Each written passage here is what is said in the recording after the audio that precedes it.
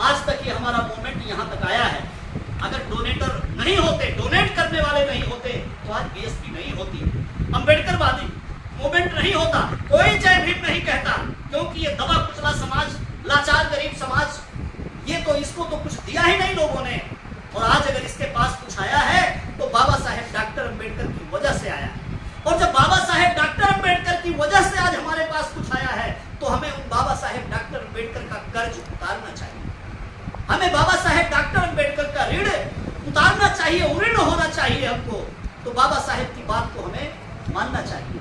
तो कांसी राम साहब ने कहा कि मुझे ना बिकने वाला समाज बनाना है। और फिर कांसी राम साहब ने कहा कि ये हमारा समाज जिनकी सरकारें होती हैं उनसे हाथ फैला करके मांगता रहता है।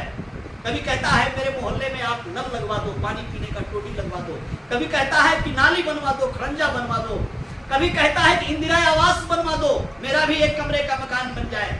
ऐसे चिल्लाता रहता है, 5 साल मांगता रहता है, और वो विरोधी लोग इसको देते नहीं है। कांसी राम साहब ने कहा कि मांगना बंद करो, देगा नहीं कोई, मांगना बंद करो, ये हाथ भिखारी की तरह से मत फैलाओ, इसको बंद करो। और जैसे ही ये समाज बंद करेगा, दुश्मन सावधान हो जाएगा। ये अब तो मांगना बंद कर दिया इसने, लगता है इसकी नीयत अब बदल गई है।